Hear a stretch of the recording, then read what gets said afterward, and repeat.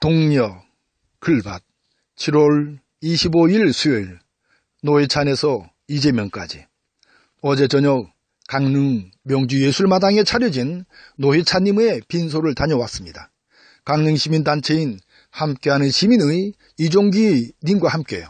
빵 짓는 농부로 널리 알려진 님은 하루를 마감해 놓은 시간에 함께 문상을 가자고 하였습니다. 그렇지 않아도 문상을 하려던 참에 기꺼이 같이 간 것입니다. 그곳에서 지난 6.13 지방선거에서 도의원으로 당선된 박인균 회원님을 만났습니다. 만나서 반가웠지만 함께 가자는 말을 서로 나누고 함께 빈소를 찾았더라면 훨씬 더 좋지 않았을까 하는 생각이 순간 들었습니다. 말로는 함께하는 시민이면서 행동은 영 딴판인 것이 우리들의 모습이어서는 안 될 것입니다. 그 까닭이 어디에 있는 것인지 살펴 고쳐 나가도록 해야 할 테지요. 다시 노회찬님의 죽음으로 그 중심을 옮겨볼 참입니다. 어제 서울 신촌 세브란스 병원에 마련한 빈소를 찾은 님들은 어림잡아 5,600명이 넘었다고 합니다. 한 정치인의 죽음을 두고 이렇게 안타까운 마음을 내비치는 것은 왜일까요?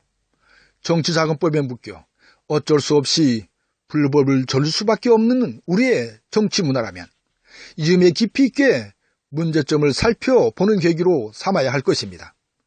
의원위할 때 경공모 회원들이 모아 마련한 4천만 원의 후원금이 발목을 잡은 셈입니다. 그러니까 무엇이 문제인지 어떻게 문제를 극복해야 할 것인지를 찬찬히 살펴보아야 합니다. 승자가 독식하여 소수의 의견은 늘 무시되는 선거제도 또한 이참에 바로 잡아야 합니다. 그러자면 제대로 된 여야 의원들로 구성 국회는 구성되어야 할 테지요. 하지만 현실은 만만치 않습니다. 촛불 이전에 이명 박근혜 떨거지들이 촛불 이후의 세력으로 그대로 남아있기 때문입니다. 저 떨거지들과 원칙과 합리적인 대화, 협의를 이끌어내기란 거의 불가능하기 때문입니다. 따라서 어쩔 수 없이 악법을 따라야 하는 오늘의 현실을 한탄하면서 1년 9개월 뒤인 2020년 4월 15일의 총선을 기다려야만 하는 오늘의 정치 현실입니다.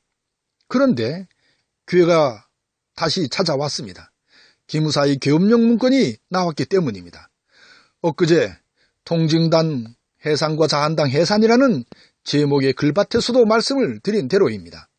계엄령을 꾸민 기무사와 내통한 동반자, 내지는 배후 세력으로 보이는 자한당인 만큼 이참에 법의 심판을 통하여 유한 정당으로 자한당을 해상시키는 것이 옳을 듯 싶습니다. 그리고 즉시 보궐선거를 실시하여 촛불 이후에 민심을 국회에 반영시켜야 합니다.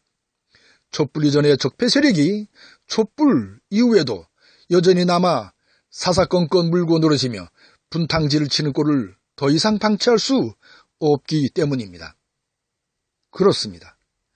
국정을 농단한 박근혜, 그 박근혜를 뒷받침했던 자한당은 그 어떤 책임도 지지 않았습니다.